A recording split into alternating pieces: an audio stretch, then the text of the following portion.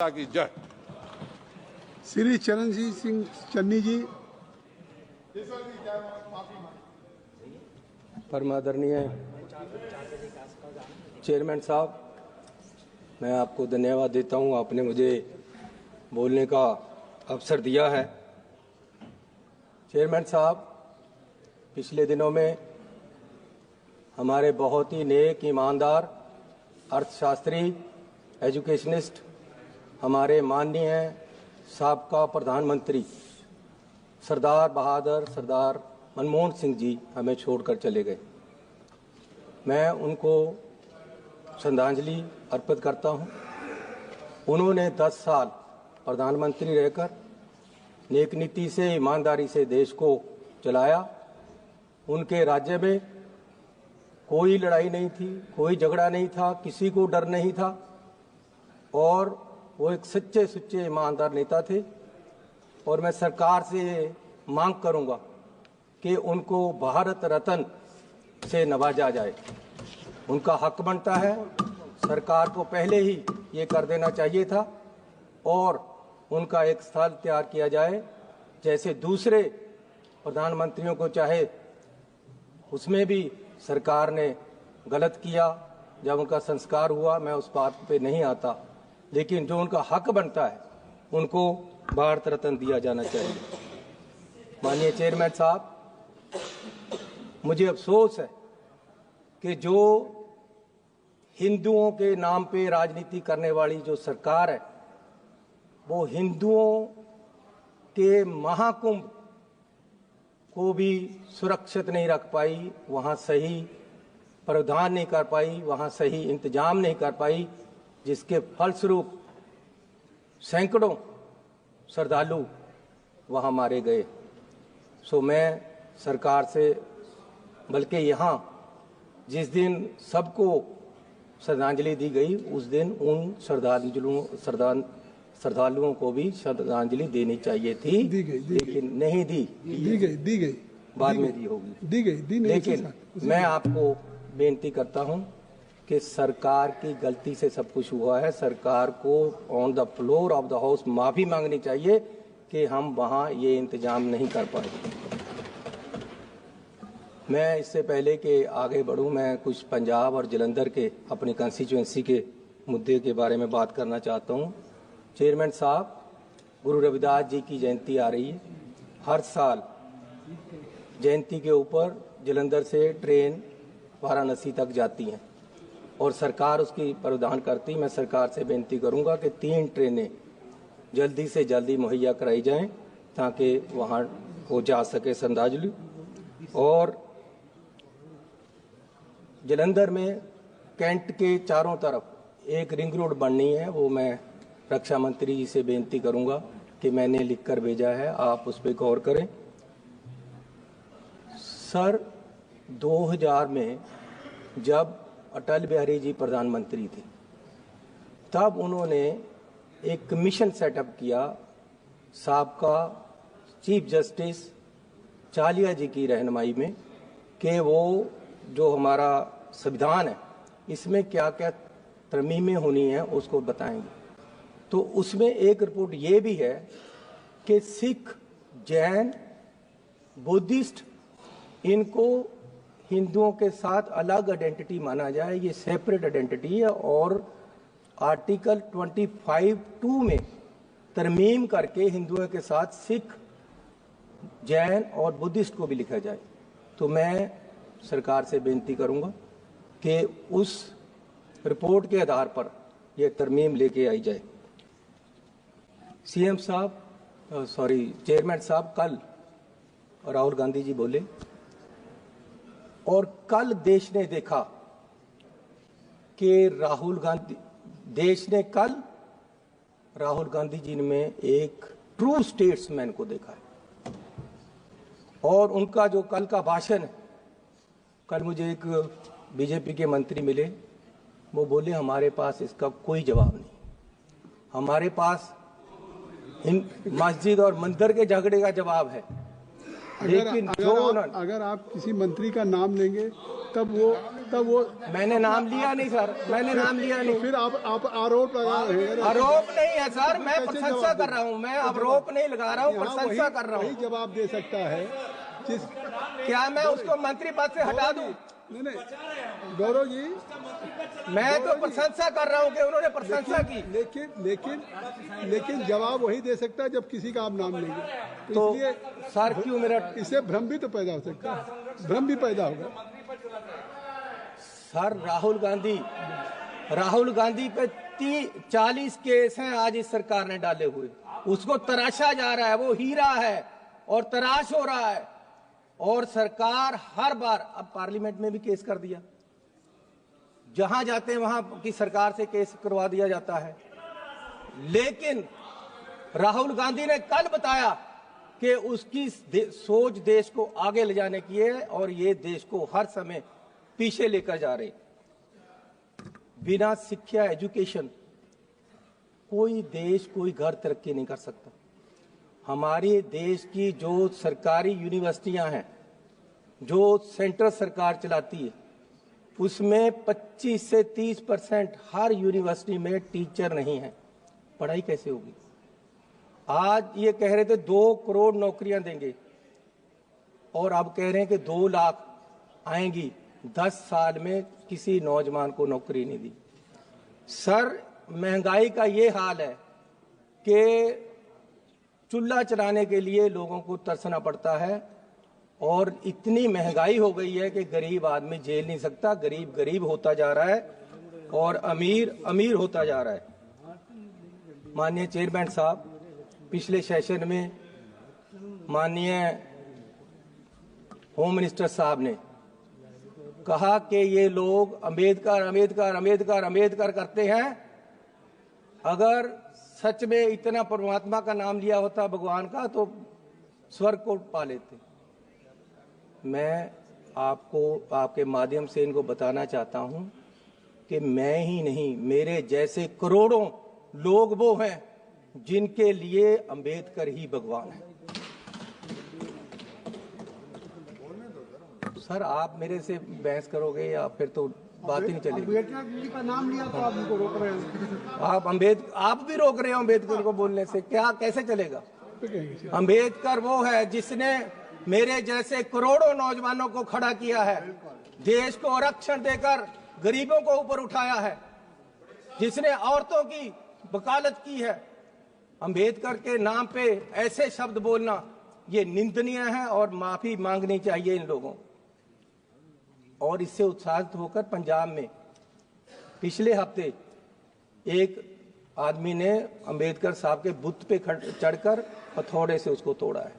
ये बीज ने नफरत का। ये आप जो ये आरोप लगा रहे हैं, जब देश का होम मिनिस्टर बोलेगा अंबेडकर के खिलाफ तो आम लोगों को तो उत्साहित होंगे ही।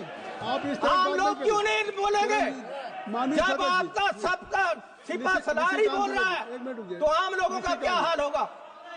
आप अंबेडकर के ही नहीं, अंबेडकर को संविधान के भी दुश्मन हो। सदस्य जी 1 मिनट रुक जाइए। आप ना अंबेडकर को चाहते हो।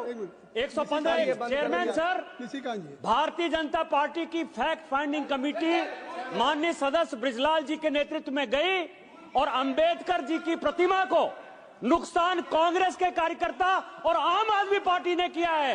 ये अपनी गलती छुपाने के लिए हमारे ऊपर आरोप लगा रहे हैं। सर, फैक्ट फाइंडिंग कमेटी बनानी है तो ये बनाओ कि देश का होम मिनिस्टर अब वो आप बात क्यों गलत बोला अंबेडकर साहब के लिए, ये बताओ ना। आप और अपनी बात करें। सर, मैं यह बात ही कर रहा हूं, आज तक माफी नहीं मांगा।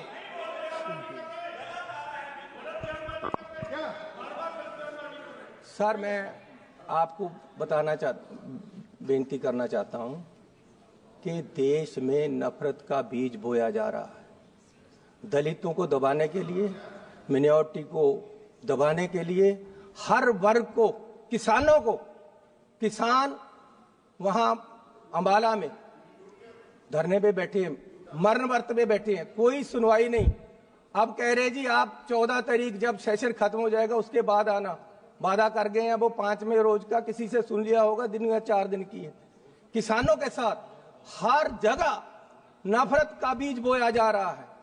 लेकिन मैं एक बात कह देना चाहता हूं कि ये आने वाली किताबों में लिखा जाएगा, ये आने वाली किताबों में लिखा जाएगा कि आपने राज किया और देश में नफरत फैलाई। माननीय चेयरमैन साहब, अब वादे देखो, कहते जी काला धन वापस लेकर आएंगे। सर, हमारे पंजाब के ट्रांसपोर्टर 1914 में बहुत सारे कलकत्ता चले गए कि बंदरगाह पे काला धन आएगा, हमें काम मिलेगा। आज तक कोई काला धन नहीं आया। फिर कहते हैं जी 15 लाख रुपए अकाउंट में आएंगे, आज तक कुछ नहीं आया। सर, अब बिहार के लिए बड़े बड़े अनाउंसमेंट कर दिए, यहां देना है कुछ 2015 में बिहार के इलेक्शन थे, प्रधानमंत्री जी वहां गए। अब प्रधानमंत्री जी का बोलने का लहजा तो आपको पता ही है, उससे ऊपर कुछ नहीं है। जिस तरीके से वो व्याख्या कर सकते हैं, लेक्चर कर सकते हैं, लोगों को जचा सकते हैं कोई बात, उससे ऊपर कुछ नहीं। वहां ऐसे खड़े हो गए और बोला कि आज ही पैकेज अनाउंस कर दूं क्या। बिहार के लोगों को बोल रहे रैली में। मुझे पता है 50,000 करोड़ से कुछ नहीं होगा, 60,000 कर दूं, अरे 70,000 कर दूं, 80,000 कर दूं, 90,000 कर दूं, 1.25 करोड़ रुपया आपको मिलेगा। 1.25 करोड़ लाख बिहार को मिलेगा। 1.25 लाख करोड़ सर, 1.25 लाख करोड़, 1.25 लाख आपने सही कर दिया। सर, कितने मिले बिहार को? सर, आपने मुझे सही कर दिया, आपको भी याद है, आपको बहुत अच्छा लगेगा दोबारा वो देखना एक बार वीडियो निकाल कर। कितने मिले बिहार को? तब फिर बिहार के ऊपर क्यों लगाने? जब बिहार और आज फिर, आज आप तो यही कह रहे हैं ना बिहार के लिए दिया जा रहा है। आज फिर बिहार को कह दिया बस अड्डा मिलेगा आपको, इतने पैसे मिलेंगे, इलेक्शन आ रहे, सब कुछ मिलेगा। मिलना मिलाना कुछ नहीं। फिर दोबारा तो क्यों झूठे वादे करके लोगों को हर समय ये पीछे लगाते हैं और हर समय लोगों के साथ धोखा होता है। मैं ये आपसे पूछना चाहता हूँ। Kindly conclude. सर, अभी तो मैं शुरू हुआ हूँ। अरे आपका 12 मिनट हो चुके। सर, मेरी बात सुनो। अब ये आरएसएस की हर समय बात स्पीकर भी बोलने वाले हैं आपके यहाँ। सर, ये नेशनलिज्म की बात करते हैं। Speakers and your time is limited, already you have taken 12 minutes. Sir, बोलने दोगे कि नहीं? बोलिए। सर, जितना मैं बोला हूं उससे ज्यादा तो आप बोल लिए हैं। बोलने तो दो सर। सर, बोलने दोगे कि नहीं मुझे? अब जब भी मैं बोलता हूं आप जैसे महानुभाव को यहाँ लगा दिया जाता है, वो मुझे बोलने ही नहीं देते। ऐसा नहीं, आप तो मेरे वेल विशर हो, ये कह रहे हैं। ये इसका नहीं करेंगे। अरे अब वो खड़े हो गए हैं। अरे गांव तो बसने दो, तभी मांगते आएंगे ना यार।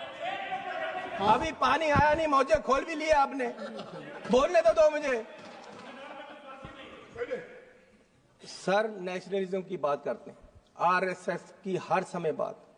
मैं पूछता हूं, कभी आप बताओगे कि आपका देश की आजादी में क्या योगदान था? आरएसएस का क्या योगदान था? राष्ट्रपति के अभिभाषण पे बोल रहे हैं, आरएसएस की विचारधारा पे बोल रहे हैं। सर, आप मुझे बोलने देगा कि नहीं? मैं ये पूछना चाहता हूं। अब ये देखो सर, गौरव, ये पटेल साहब की बात कर रहे हैं। मेरे पास ये सर्टिफिकेट है कि पटेल साहब होम मिनिस्टर होते हुए उन्होंने आरएसएस को बैन किया था। ये झूठ है बात? बोले। और फिर 1966 में, 1980 में आरएसएस के लिए ये कहा गया कि आरएसएस और जमाते इस्लाम कोई सरकारी कर्मचारी, कोई सिविल सर्वेंट उनका मेंबर नहीं बन सकता। लेकिन आज जुलाई 24 में, जुलाई 24 में बोलने दो सर। सर, बोलने दो आप। अब बोलने दे रहा हूं, लेकिन एक बात है, अतीत की बात कर रहे हैं, कोई पंजाब के वर्तमान की बात करेंगे? सर, अब 24 में, जुलाई 24 में इन्होंने आरएसएस को ये कर दिया कि आरएसएस में कोई भी सरकारी कर्मचारी मेंबर बन सकता है। जब नेहरू जी देश के प्रधानमंत्री थे, 62 के चाइना युद्ध के बाद 1963 में इंडिया गेट पर परेड में राष्ट्रीय स्वयंसेवक संघ को नेहरू जी ने शामिल कराया। ये नेहरू जी को गाली दें, ये नेहरू जी के नीतियों को गाली दें। आरएसएस गणतंत्र दिवस के परेड में शामिल हुआ था। आप माफी मांगिए देश से कि नेहरू ने गलती की। ये मेरे पास सर्टिफिकेट है, ये मेरे पास नोटिफिकेशन है सर के जानकारी दे रहे हैं। आरएसएस को जानकारी दिया सर, बोलने नहीं देना तो आपकी मर्जी है। नहीं, मैं आपको बोलने दे रहा हूँ, लेकिन आप कंक्लूड करिए ना। आरएसएस का मेरे पास नोटिफिकेशन है कि आरएसएस को कहा गया था कि आप कभी भी राष्ट्रपति का सरकारी कर्मचारियों को अभिभाषण होता है, सरकार पे बोलिए सर। पंजाब अब की ये सरकार अब वकालत तो आप ही कर रहे हो सारी उनकी सर। अब आप कह रहे राष्ट्रपति का नोटिफिकेशन होता है, सरकार करवाती है। जो भी राष्ट्रपति करते हैं पहले काउंसिल ऑफ मिनिस्टर से पास होकर जाता है। आपका 15 मिनट हो गया। ला, अब बोलने नहीं देना, 15 मिनट हो गया सर। अभी 24 में आरएसएस को ये किया गया कि कोई भी सिविल सर्वेंट उनका मेंबर बन सकता है। But there are other speaker also from your party. How there is a time ना, already has taken 15 minute. He was giving only sir 15 minute से 12 मिनट तो आप ही बोल रहे हो। क्या करोगे आप? ये चन्नी पे पहले से लगा देते हो, आपके बोलना नहीं देना। तो सर मैं आपको निवेदन करूं कि मैं कह रहा था कि जुलाई 24 में सरकार ने ये कर दिया है कि आरएसएस का कोई भी अफसर, देश का कोई भी कर्मचारी आरएसएस का मेंबर बन सकता है, जो पहले नोटिस। आपकी बात हो गई, बहुत बहुत धन्यवाद। लो सर। श्री पप्पू यादव जी, श्री पप्पू यादव जी सर तो मुझे और स्पीकर नहीं बोल पाएंगे। आपका समय जो है, अगर इनको बोलने नहीं तो फिर और आगे के जो स्पीकर आपके नहीं बोल पाएंगे। There are number of, I think आप 1 मिनट मुझे अपनी बात कंक्लूड करिए। मुझे 2 मिनट दो। नहीं, अच्छा चलिए 1 मिनट। हेलो, अब 1 मिनट पे आ गए। सर पिछली बार यहाँ एक मेंबर साहब बोल रहे थे, जिनको इस बार मंत्री ने बनाया, कौन है वो, ठाकुर साहब। तो वो उन्होंने महाभारत छेड़ ली। मुझे सचमुच लगा जैसे धृतराष्ट्र के हस्तिनापुर के दरबार में दुर्योधन खड़ा होकर बोल रहा। सर उन्होंने, जैसे दुर्योधन ने उस समय पांडवों पे, अर्जुन पे क्वेश्चन उठाया था कि जी इनकी जात और जन्म के बारे में, उन्होंने राहुल गांधी की वही उठाया। सर ये करोगे आप? ये चलेगा? ये देश में होगा? बहुत धन्यवाद। श्री पप्पू यादव, श्री पप्पू यादव जी हो गए। श्री पप्पू यादव,